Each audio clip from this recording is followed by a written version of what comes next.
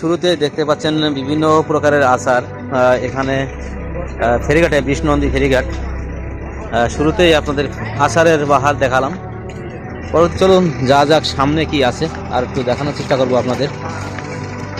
যে ফেরিঘাটটি বিষ্ণুনন্দী সেখানেই চলে আসছি। এখন একটু দেখানোর চেষ্টা করব। এখানে অনেক কিছুই বিক্রি হয় খাওয়ার জন্য।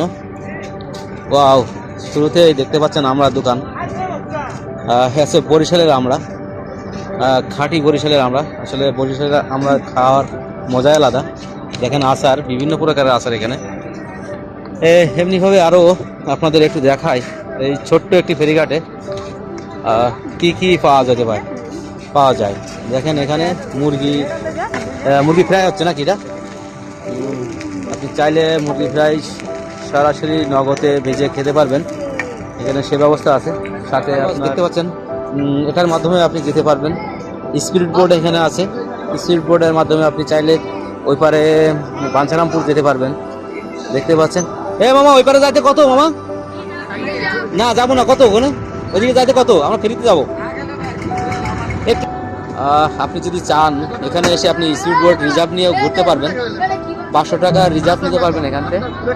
মোটামুটি নদীতে আপনি ভ্রমণ করতে চাইলে এখানে এই স্পিড বোটের মাধ্যমে আপনি যেতে পারবেন।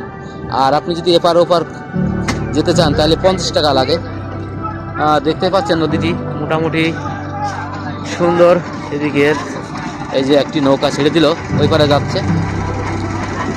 আমরা ফেরির অপেক্ষা করতেছি। ছুটে চললো ওই পারের উদ্দেশ্যে রওনা দিল চাচা মুরব্বী। দেখেন সুন্দর একটি যাত্রা শুরু হলো।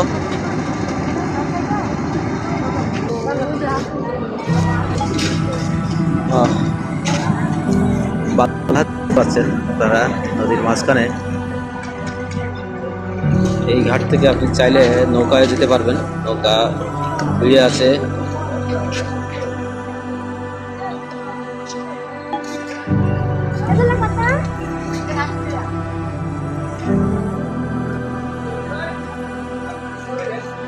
খুবই সুন্দর একটি জায়গা, মনোরম দৃশ্য, ভালো লাগে। নদী নালা, খালবিল যা দেখি তাই ভালো লাগে। বাংলাদেশের এই সোনার বাংলাদেশে আপনি যা দেখবেন সেটাই ভালো লাগার দৃশ্য।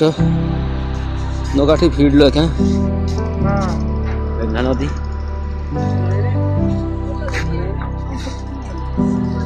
এই ভিডিওটি এ পর্যন্তই স্টার্ট দিবে একটু পরে।